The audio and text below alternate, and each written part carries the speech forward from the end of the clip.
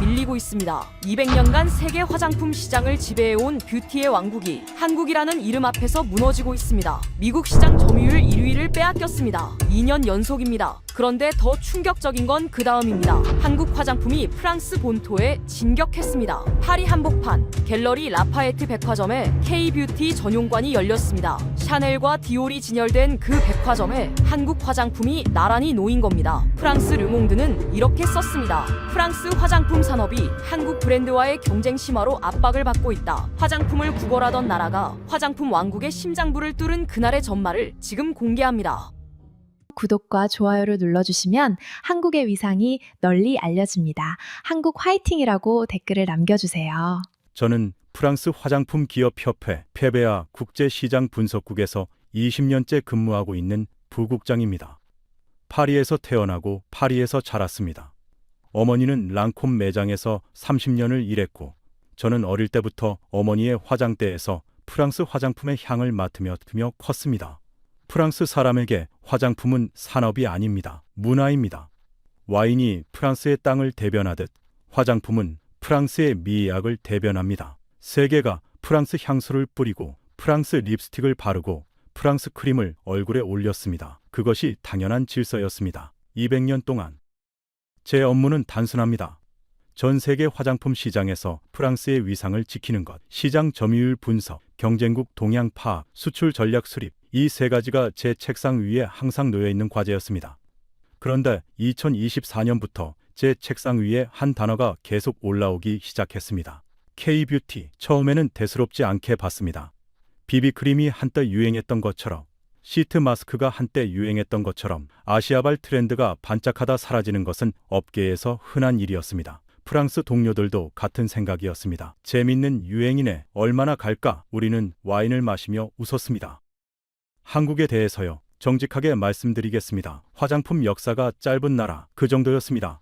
프랑스는 1828년 겔랑이 문을 열었고 1909년 로레알이 설립되었고 1910년 샤넬이 파리의 첫 부티크를 열었습니다. 200년 가까이 이어진 헤리티지입니다. 한국은요. 제가 아는 한국 화장품의 역사는 1960년대 동백기름이 전부였습니다. 냉정하게 말하면 60년 역사입니다. 200년대 60년 비교 자체가 성립하지 않는다고 생각했습니다. LVMH, 로레알, 에스티로더 이 세 그룹의 연간 매출만 합쳐도 1000억 유로가 넘습니다. 한국 화장품 산업 전체의 수출액이 114억 달러인데 로레알 한 회사의 매출이 430억 유로입니다. 체급이 다른 세계였습니다. 그런데 2025년 가을 제 책상 위에 놓인 보고서 한 장이 모든 것을 바꿔놓았습니다.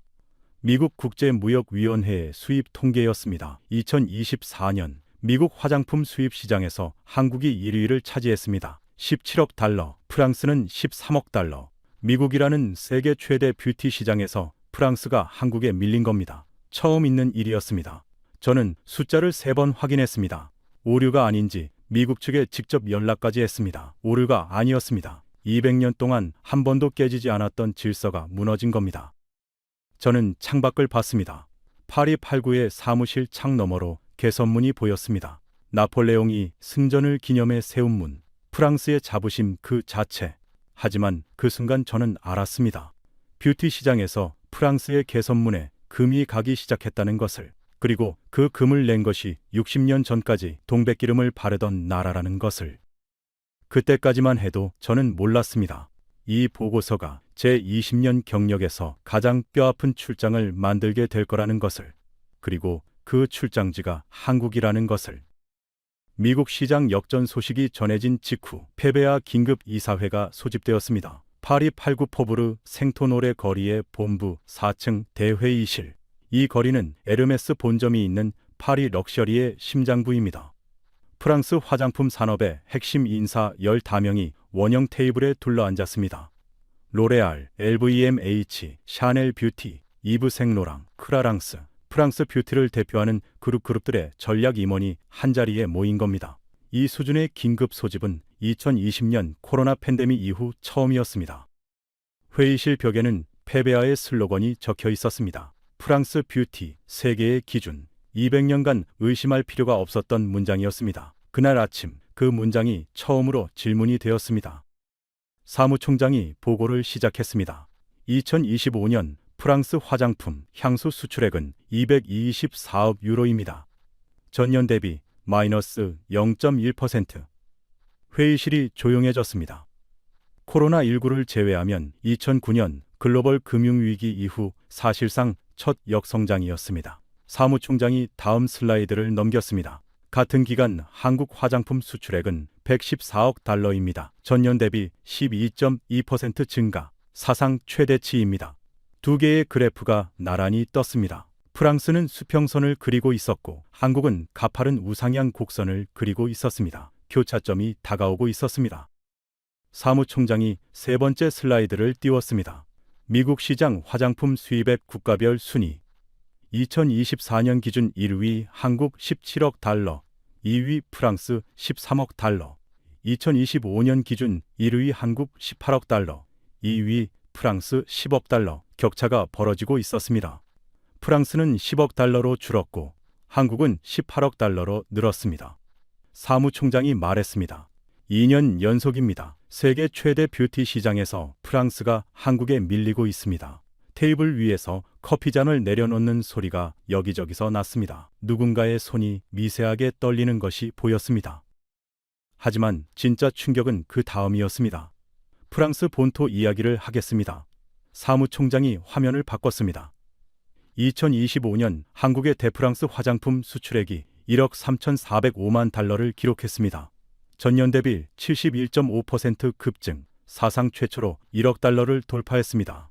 회의실에 작은 술렁임이 일었습니다. 10년 전 1,000만 달이었습니다. 10년 만에 13배가 된 겁니다. 사무총장이 잠시 멈추고 말했습니다. 갤러리 라파에트 파리 오스만 본점에 K뷰티 전용관이 오픈했습니다. 샤넬과 디올 매장이 있는 그 백화점에 한국 화장품이 들어간 겁니다. 프랑스 소비자가 프랑스 백화점에서 한국 화장품을 사고 있습니다. 회의실이 얼어붙었습니다. 그 순간 한 가지 장면이 머릿속을 스쳤습니다. 제가 어릴 때 어머니가 랑콤 매장에서 일하면서 하셨던 말씀. 프랑스 여자는 프랑스 화장품을 바르는 거야. 세상에서 제일 좋은 걸 우리가 만드니까. 그 말이 더 이상 진실이 아닐 수도 있다는 현실이 이 회의실에 숫자로 증명되고 있었습니다. 사무총장이 마지막으로 말했습니다. 르몽드가 취재를 시작했습니다. 프랑스 화장품 산업의 위기라는 기사가 나올 겁니다. 우리가 먼저 답을 내놔야 합니다. 그가 저를 바라봤습니다. 부국장, 한국에 가십시오. 현장을 직접 보고 K뷰티가 무엇인지 파악해 주십시오. 왜 우리가 밀리고 있는지 보고서를 작성해 주세요. 저는 고개를 끄덕였습니다. 20년간 전 세계 뷰티 시장을 분석해 왔지만 한국에 직접 가본 적은 한 번도 없었습니다. 갈 필요가 없다고 생각했으니까요. 출장 날짜가 잡혔습니다. 그런데 출발 전 한 사람이 제 사무실 문을 두드렸습니다. 마르그리트 디발, 프랑스 최대 럭셔리 뷰티 그룹의 수석 부사장, 업계에서 30년 파리 뷰티계의 여왕이라 불리는 사람이었습니다. 그녀가 들어오자 비싼 향수 냄새가 사무실을 채웠습니다. 마르그리트가 제 책상 앞 의자에 앉으며 말했습니다. 한국에 간다면서요? 시간 낭비입니다. 제가 왜 그런지 설명해 드리겠습니다. 그녀의 눈에는 200년의 자존심이 들어 있었습니다. 마르그리트가 다리를 꼬고 앉으며 말을 시작했습니다. 먼저 한 가지 분명히 하겠습니다. K뷰티가 숫자를 만들고 있다는 건 인정합니다. 부정할 생각 없어요. 의외의 시작이었습니다. 인정부터 하고 들어온 겁니다. 하지만 숫자와 가치는 다릅니다. 맥도날드가 전 세계에서 제일 많이 팔리는 음식이라고 해서 맥도날드가 프랑스 요리보다 낫다고 말할 수 있습니까? 마르그리트가 입꼬리를 올리며 말했습니다. K뷰티는 화장품의 맥도날드입니다. 싸고 빠르고 자극적이에요. 소비자의 입맛을 당기는 데는 탁월하죠. 하지만 그건 뷰티가 아닙니다. 패스트 뷰티입니다. 강한 프레임이었습니다. 마르그리트가 이어갔습니다. 프랑스 뷰티는 예술입니다. 겔랑의 조향사가 향수 하나를 만드는데 3년이 걸립니다. 샤넬 넘버 5의 레시피는 1921년 이후 한 번도 바뀌지 않았습니다. 라프레리의 캐비어 크림에 들어가는 캐비어는 스위스 호수에서 직접 양식합니다. 하나의 제품에 수십 년의 연구와 장인의 철학이 담기는 세계입니다. 마르그리트가 손가락으로 테이블을 두드렸습니다. 한국 화장품은 어떻습니까? 3주면 신제품이 나옵니다. 3주. 겔랑이 3년 걸리는 일을 3주에 해요. 그게 가능한 이유가 뭡니까? 그녀가 직접 답했습니다. 깊이가 없으니까요. 트렌드를 쫓아다니면서 달팽이 점액, 병풀 추출물, 프로폴리스, 매번 새로운 성분을 마케팅하고 유행이 지나면 다음 성분으로 넘어가는 겁니다. 철학이 없습니다. 마르그리트가 가방에서 작은 유리병 하나를 꺼냈습니다. 금색 캡에 검은 라벨이 붙은 향수였습니다. 이건 제가 30년 전 입사했을 때 처음 맡은 프로젝트의 향수입니다. 아직도 같은 레시피로 생산되고 있어요. 30년입니다. 한국 화장품 중에 30년 된 제품이 있습니까? 아무도 대답하지 않았습니다. 없죠. 있을 수가 없어요. 그들의 사이클은 3주니까. 마르그리트가 향수병을 테이블 위에 내려놓았습니다. 유리가 나무 위에서 또각 소리를 냈습니다. 프랑스 뷰티는 시간이 만드는 가치입니다. K 뷰티는 속도가 만드는 수량입니다. 이 둘을 같은 카테고리에 놓는 것 자체가 모욕입니다. 마르그리트가 자세를 바꾸며 말했습니다. 미국 시장에서 숫자가 뒤집힌 건 인정합니다. 하지만 이유를 보세요. 한국이 이긴 카테고리가 어딥니까? 선크림, 세럼, 토너, 시트 마스크, 전부 중저가 스킨케어입니다. 프레스티지 세그먼트에서 한국이 프랑스를 이긴 적이 있습니까? 마르그리트가 고개를 저었습니다. 단 한 번도 없습니다. 미국 백화점 1층 화장품 코너에 가보세요. 샤넬, 디올, 라메르, 에스티로더, 한국 브랜드가 있습니까? 없습니다. 한국이 이기고 있는 건 세포라의 중간 선반과 아마존의 온라인 카테고리입니다. 전쟁터가 다릅니다. 마르그리트가 마지막으로 덧붙였습니다. 프랑스 화장품 수출이 역성장했다고 호들갑을 떨고 있는데 마이너스 0.1%입니다. 224억 유로에서 0.1% 오차 범위예요. 반면 프랑스 뷰티 그룹의 영업이익률은 여전히 세계 최고입니다. 로레알의 영업이익률이 20%입니다. 한국 화장품 기업 중에 이 수치를 달성하는 곳이 있습니까? 마르그리트가 자리에서 일어서며 말했습니다. 한국에 가서 뭘 보겠다는 겁니까? 공장이요? 컨베이어 벨트 위에서 3주 만에 찍어내는 크림이요. 그녀가 향수병을 집어 가방에 넣으며 문 쪽으로 걸어갔습니다. 르몽드 기사 하나에 200년 헤리티지가 흔들릴 거라고 생각하시면 프랑스 뷰티를 너무 모르시는 겁니다.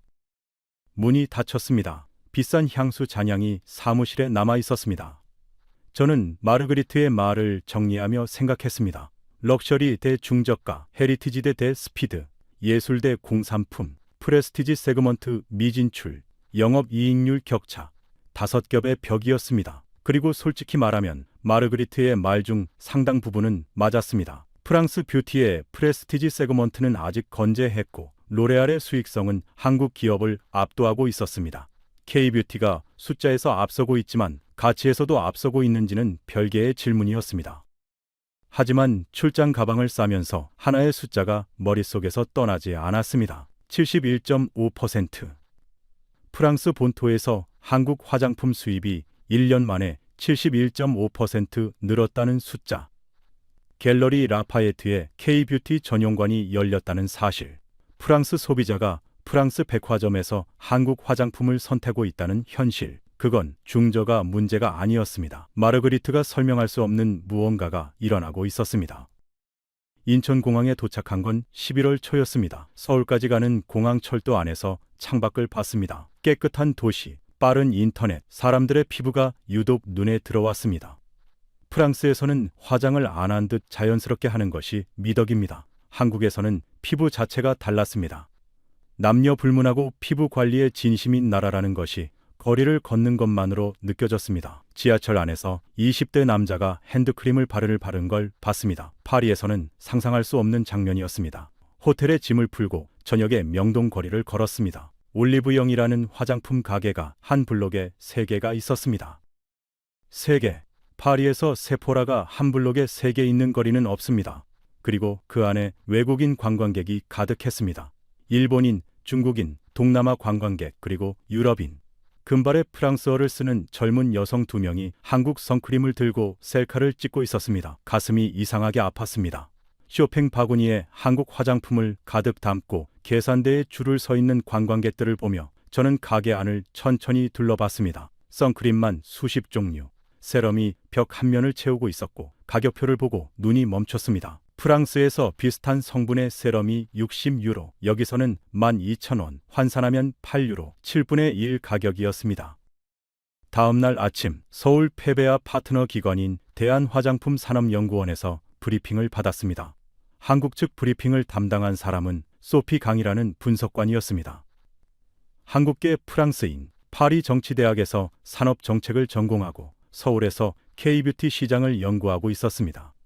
프랑스어와 한국어를 동시에 구사했고 양쪽 시장을 모두 이해하는 보기 드문 사람이었습니다. 소피가 첫 슬라이드를 띄웠습니다. 부국장님, 마르그리트 부사장님의 우려를 잘 알고 있습니다. K뷰티가 중저가 시장에서만 이기고 있다는 분석이시죠. 그 관점에 일리가 있습니다. 소피의 어조는 차분했습니다. 도발이 아니라 데이터를 공유하러 온 사람의 목소리였습니다. 다만 한 가지 숫자를 함께 보시겠습니까? 화면에 세계 화장품 수출 국가별 순위가 떴습니다. 2025년 기준 1위 프랑스 224억 유로, 2위 한국 114억 달러, 3위 미국. 소피가 말했습니다. 한국이 미국을 추월해서 세계 화장품 수출 2위에 올랐습니다. 2024년에 처음 추월한 뒤 2025년에 격차를 벌렸습니다.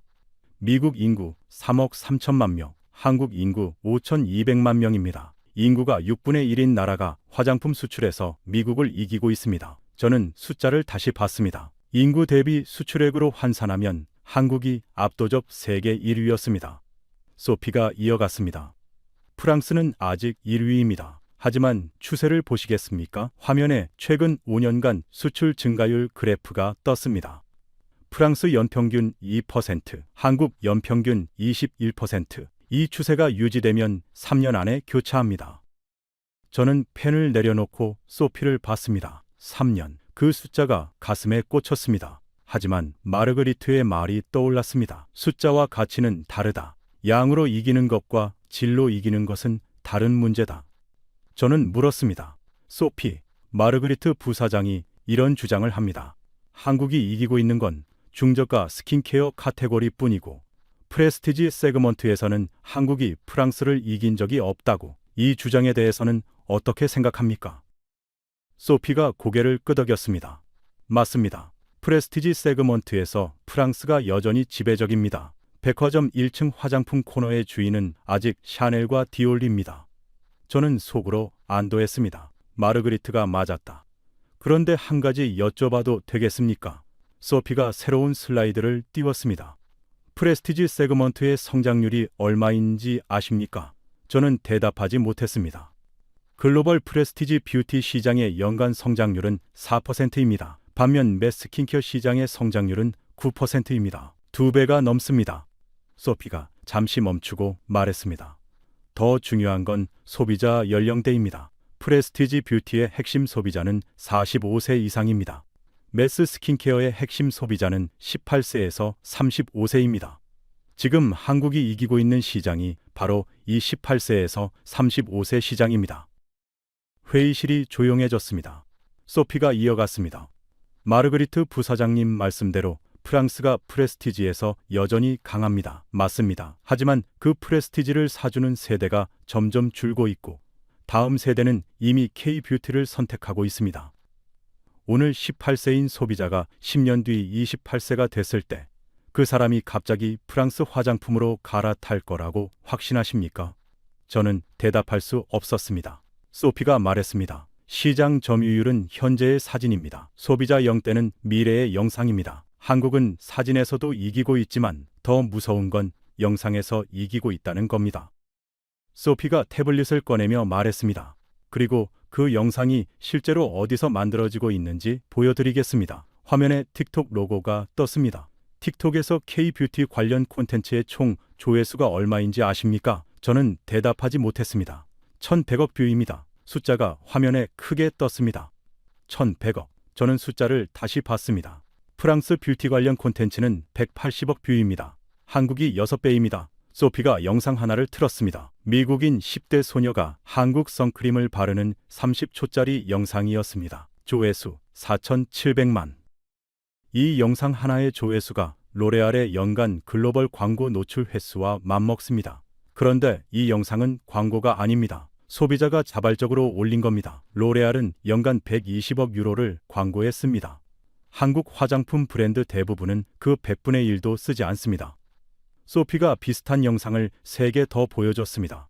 독일 대학생이 한국 세럼을 리뷰하는 영상 조회수 2,300. 브라질 뷰티 인플루언서가 한국 마스크팩을 쓰는 영상 조회수 300만. 그리고 파리의 20대 여성이 나는 더 이상 프랑스 화장품을 안 산다라는 제목으로 올린 영상 조회수 890만. 마지막 영상에서 저는 잠시 숨을 멈췄습니다. 소피가 저를 바라봤습니다. 프랑스 뷰티는 광고로 팝니다. K-뷰티는 소비자가 팔아줍니다. 이 차이를 아시겠습니까? 프랑스는 브랜드가 소비자에게 말합니다. 한국은 소비자가 소비자에게 말합니다. 틱톡, 인스타그램, 유튜브에서 K-뷰티를 소개하는 콘텐츠의 95%가 소비자 자발적 콘텐츠입니다. 광고비 0원입니다. 120억 유로 대 0원. 그런데 0원 쪽이 6배 더 많은 사람에게 닿고 있습니다. 저는 펜을 놓고 창밖을 봤습니다. 서울의 하늘이 파랗게 펼쳐져 있었습니다. 마르그리트의 5겹 벽이 하나씩 무너지고 있었습니다. 중저가 시장뿐이라고 했지만 202개국이었습니다. 깊이가 없다고 했지만 2년 4개월짜리 연구가 숨어 있었습니다. 프레스티지에서 약하다고 했지만 지세대에게는 이미 한국이 2위였습니다. 광고로 이긴다고 했지만 K-뷰티는 광고비 0원으로 프랑스의 6배를 도달하고 있었습니다. 그리고 무엇보다 파리의 20대 여성이 나는 더 이상 프랑스 화장품을 안 산다라는 영상을 올리고 있었습니다. 프랑스 소비자가 프랑스 화장품을 떠나고 있다는 것, 그건 마르그리트의 어떤 논리로도 설명할 수 없는 현실이었습니다. 다음 날 아침, 소피와 함께 경기도 판교에 있는 코스맥스 본사를 방문했습니다. 코스맥스, 세계 최대 화장품 ODM 기업입니다. ODM이라는 단어를 처음 들었을 때 저는 솔직히 하청 공장을 떠올렸습니다. 프랑스에서 OEM이나 ODM은 브랜드의 하위 파트너입니다. 브랜드가 왕이고 제조사는 왕의 명령을 수행하는 기사입니다. 한국에서는 이 구조가 완전히 달랐습니다. 코스맥스 연구소에 들어서자 하얀 가운을 입은 연구원들이 실험대 앞에 앉아 있었습니다. 벽면에 신제품 개발 파이프라인이 대형 모니터로 실시간 표시되고 있었습니다.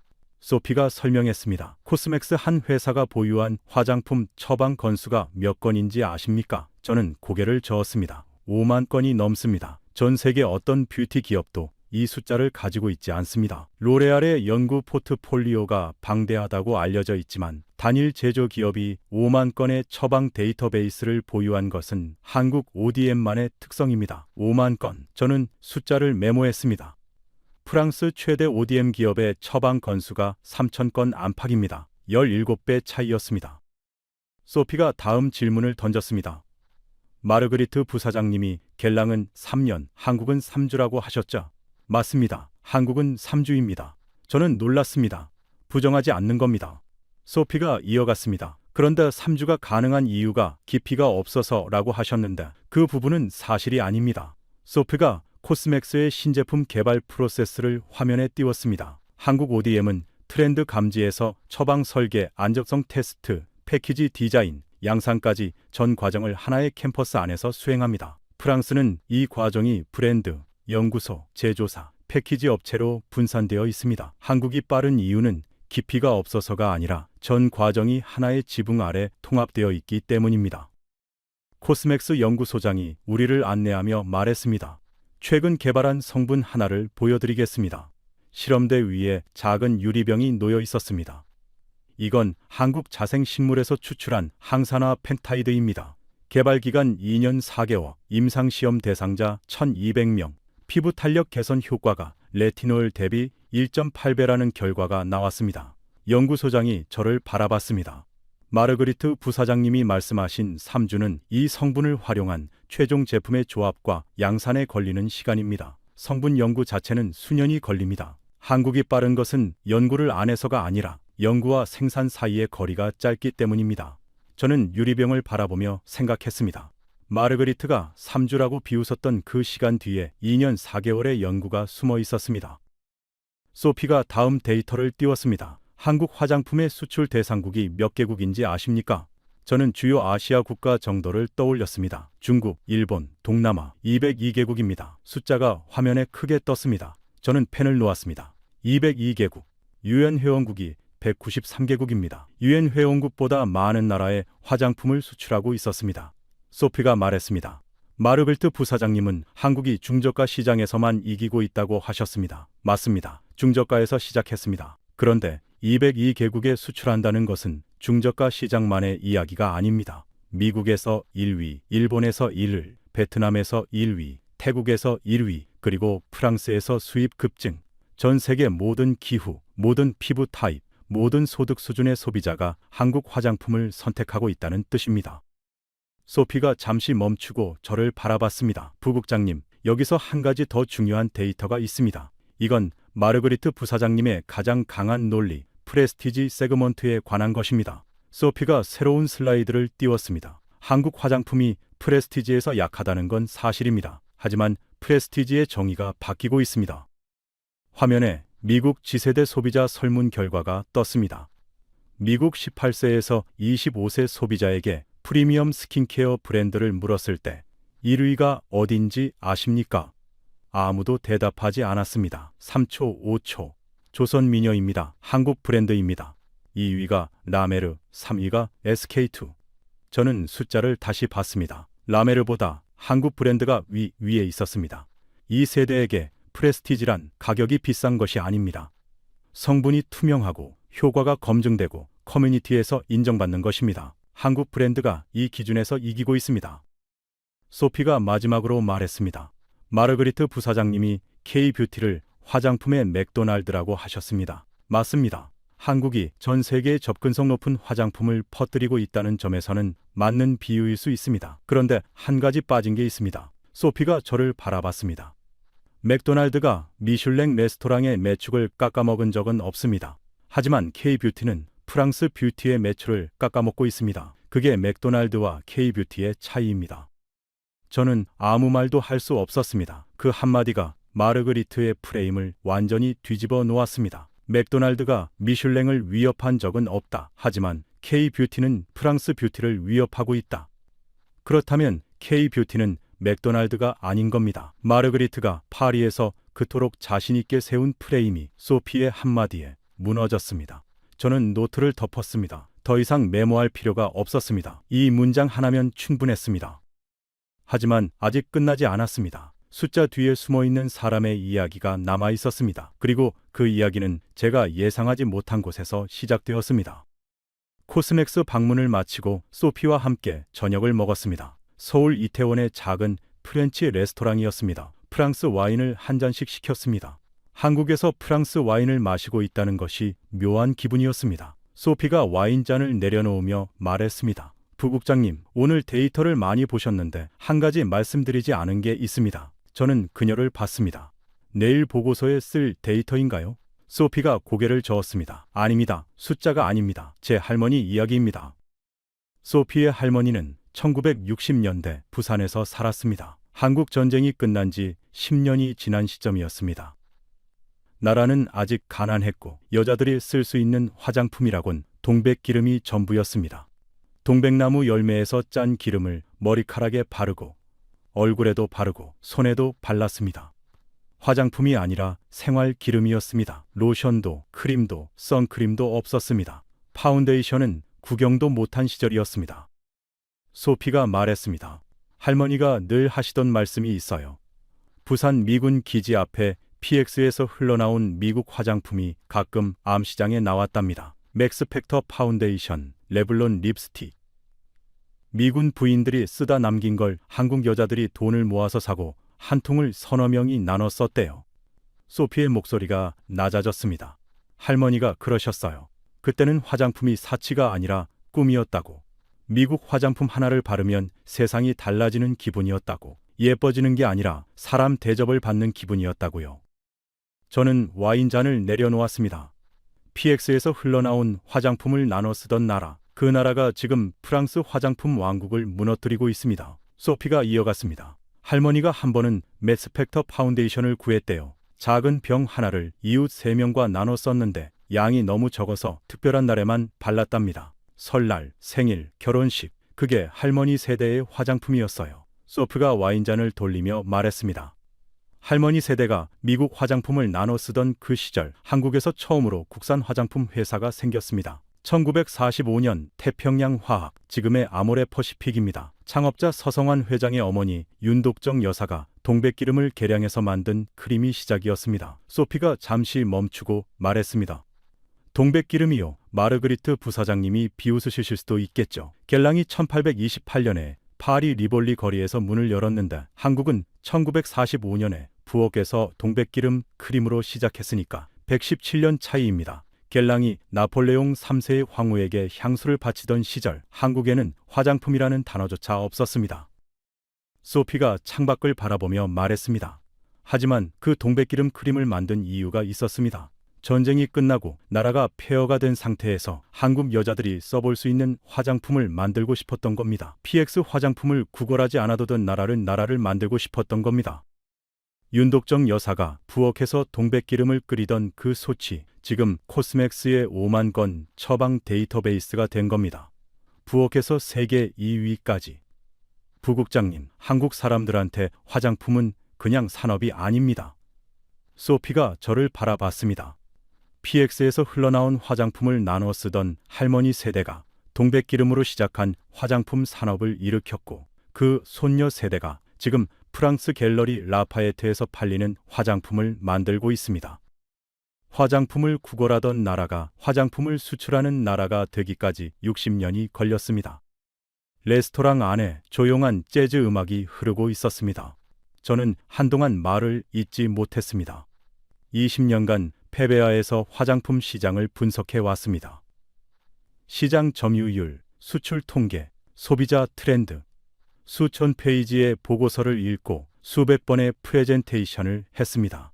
하지만 그 어떤 보고서도 이 이야기만큼 제 안에 깊이 들어오지는 못했습니다. 프랑스에게 화장품은 200년 헤리티지입니다.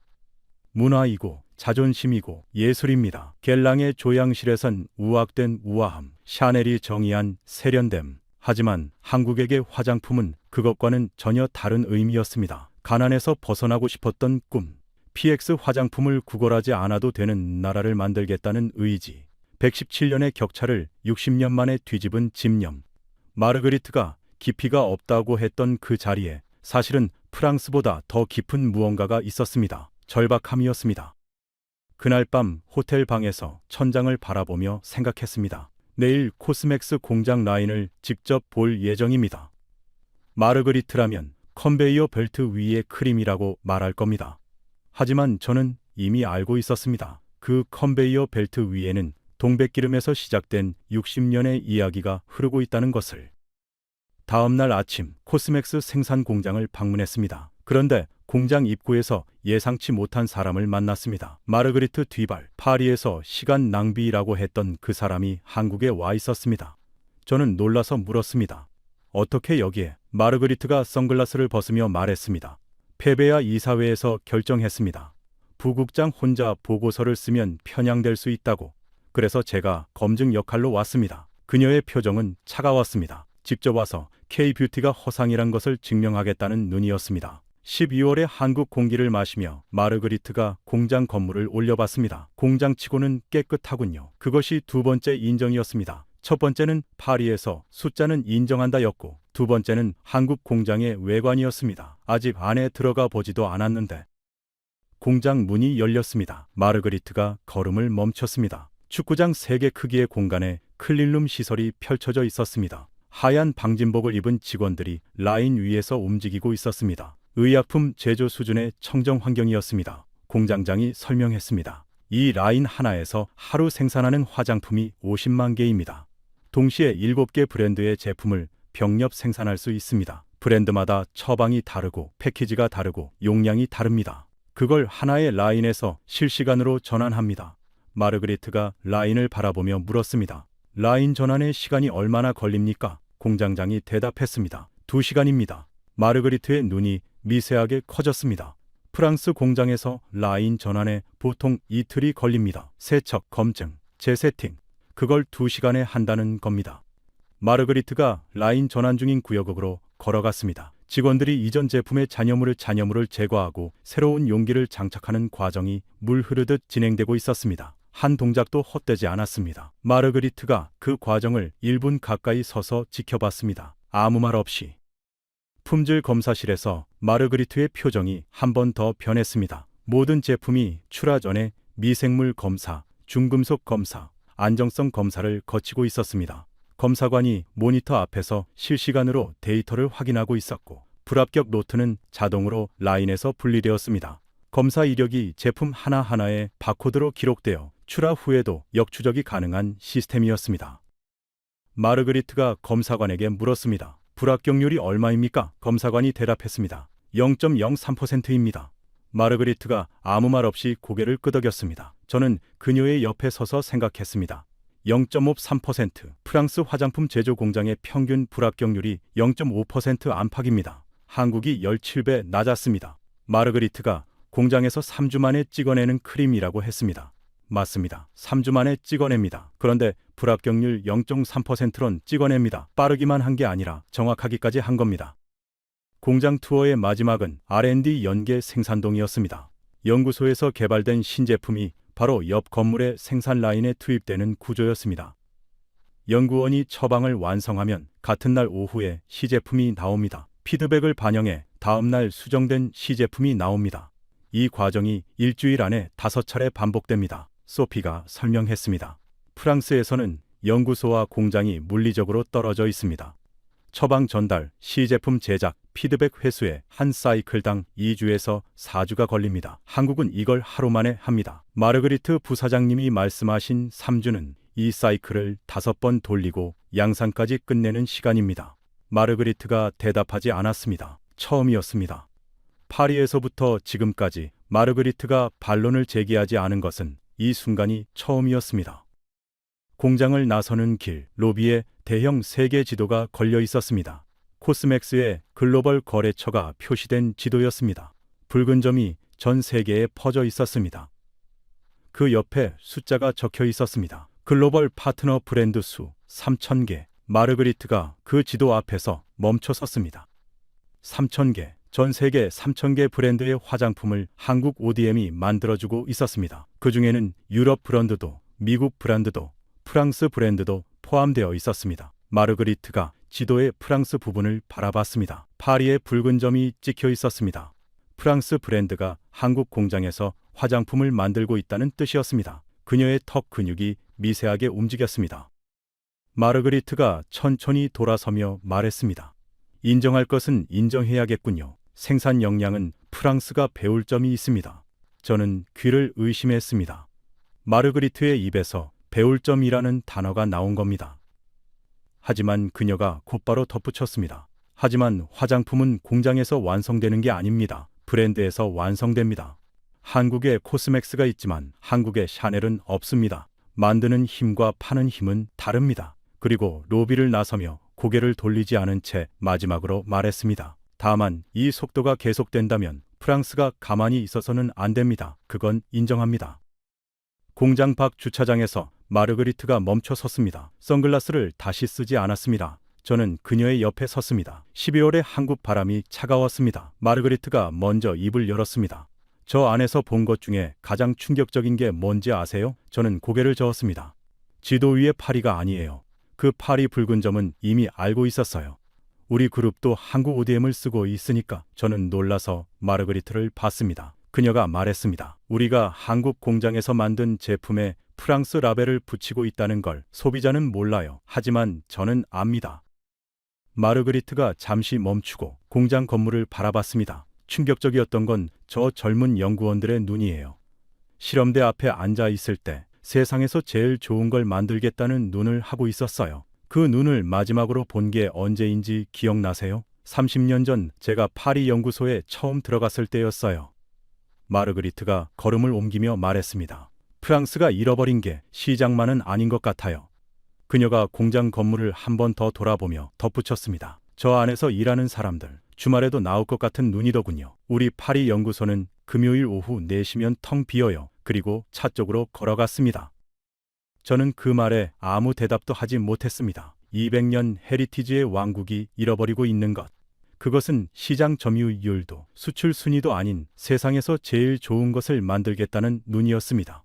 그리고 금요일 오후 4시에도 꺼지지 않는 연구실의 불빛이었습니다. 한국 출장을 마치고 인천공항으로 향하는 차 안에서 저는 창밖을 바라보고 있었습니다. 서울의 거리가 스쳐 지나갔습니다. 올리브영 간판이 또 보였습니다. 이번에는 3개가 아니라 2개였지만 그 안에 사람이 가득한 건 마찬가지였습니다. 명동에서 봤던 그 장면이 떠올랐습니다. 전 세계 관광객들이 한국 화장품을 바구니에 가득 담고 줄을 서 있던 모습. 60년 전 PX 화장품을 나눠 쓰던 나라에서 이제는 전 세계가 한국 화장품을 사러 줄을 선 나라가 되었습니다. 파리 샤를드골 공항에 도착한 건 새벽이었습니다. 12월의 파리는 흐렸습니다. 공항 면세점을 지나가는데 한국 화장품 브랜드 팝업 매장이 눈에 들어왔습니다. 샤를드골 공항에서요. 프랑스의 관문에서 프랑스 여행객을 맞이하는 첫 번째 화장품이 한국 브랜드인 겁니다. 한 달 전이었다면 불쾌했을 겁니다. 지금은 달랐습니다. 택시를 타고 사무실로 가는 길 생젤리제 거리를 지나갔습니다. 세포라 매장이 보였습니다. 택시 안에서 유리창 너머로 세포라 쇼윈도를 봤습니다. K-뷰티 코너가 입구 바로 옆에 배치되어 있었습니다. 파리 샹젤리제의 세포라 1층에 한국 화장품이 놓여 있는 겁니다. 한 달 전이었다면 그냥 지나쳤을 풍경이었습니다. 하지만 지금은 달랐습니다. 그 진열대 뒤에 PX 화장품을 나눠 쓰던 할머니 세대가 있었고, 동백기름으로 크림을 만들던 창업자가 있었고, 5만 건의 처방 데이터를 쌓아 올린 연구원들이 있었습니다. 사무실에 도착해 보고서를 쓰기 시작했습니다. 창밖으로 파리의 새벽이 밝아오고 있었습니다. 에펠탑의 윤곽이 회색 하늘 위로 희미하게 떠올랐습니다. 결론은 한 줄이었습니다. K-뷰티를 경쟁자가 아닌 새로운 기준으로 인식해야 합니다. 타이핑을 마치고 화면을 바라봤습니다. 20년간 페베라에서 일하면서 한 번도 써본 적 없는 문장이었습니다. 프랑스 화장품 협회의 부국장이 한국을 새로운 기준이라고 쓰는 것. 200년 헤리티지의 나라에서 60년 역사의 나라를 기준이라고 인정하는 것. 엔터 키를 누르는 손가락이 무거웠습니다. 하지만 거짓을 쓸 수는 없었습니다. 숫자가 증명하고 있었고, 코스맥스 연구실의 젊은 눈들이 증명하고 있었고, 올리브영에서 바구니를 들고 줄 서 있던 전 세계 소비자들이 증명하고 있었습니다. 소피가 서울에서 해준 말이 계속 맴돌았습니다. PX 화장품을 나눠 쓰던 할머니 세대가 동백기름으로 시작한 산업을 일으켰고, 손녀 세대가 갤러리 라파에트에서 팔리는 화장품을 만들고 있다는 말. 마르그리트가 주차장에서 했던 말도 떠올랐습니다. 프랑스가 잃어버린 게 시장만은 아닌 것 같아요. 프랑스가 진 것이 아닙니다. 세상이 바뀐 겁니다. 아름다움의 기준이 파리의 아틀리에에서 서울의 연구실로 옮겨가고 있었습니다. 하지만 바뀐 것은 기준이지, 한국이 걸어온 길의 방향은 처음부터 같았습니다. 구걸하지 않겠다는 것, 직접 만들겠다는 것, 그리고 세계에서 제일 좋은 것을 만들겠다는 것. 아름다움에는 국적이 없습니다. 하지만 아름다움을 만드는 기술에는 역사가 있습니다. 그 역사가 200년이든 60년이든 결국 이기는 것은 시간의 길이가 아니라 절박함의 깊이입니다. 2026년 현재 대한민국은 세계 화장품 수출 2위 국가입니다. 미국을 추월했습니다. 인구가 6분의 1인 나라가 세계 최대 경제 대국을 화장품 수출에서 이기고 있습니다. 미국 시장에서는 프랑스를 제치고 2년 연속 화장품 수입 1위를 유지하고 있습니다. 18억 달러 대 10억 달러. 격차는 벌어지고 있습니다. 프랑스 본토 수출은 사상 최초 1억 달러를 돌파했고 전년 대비 7.5% 급증했습니다. 10년 전 1000달러였던 숫자가 13배가 되었습니다. 전 세계 202개국의 화장품을 수출하고 있으며 수출액은 역대 최대인 114억 달러를 기록했습니다. 프랑스와의 격차는 연평균 21%대 2%의 속도로 좁혀지고 있습니다. 갤러리 라파예트에 K-뷰티 전용관이 열렸고 파리 생젤리제 세포라 1층에 한국 화장품이 진열되어 있습니다. 틱톡에서 K-뷰티 콘텐츠 조회수 1100억 뷰. 프랑스 르몽드가 프랑스 화장품 산업이 압박을 받고 있다고 보도했습니다. 60년 전 PX 화장품을 나눠 쓰던 나라가 200년 화장품 왕국의 심장부를 뚫었습니다. 방위산업 수출 377억 달러, 조선 수주금액 세계 1위, 원전 건설 세계 유일, 온타임 온버짓, 포브스 세계 강대국 위권. 그리고 이제 화장품, 대한민국이 아름다움의 새로운 기준이 되고 있습니다. 이 이야기가 더 많은 분들에게 닿을 수 있도록 공유 부탁드립니다. 구독과 좋아요는 이 채널이 계속 대한민국의 이야기를 전할 수 있는 힘이 됩니다. 지금까지 감동 라이프였습니다. 감사합니다.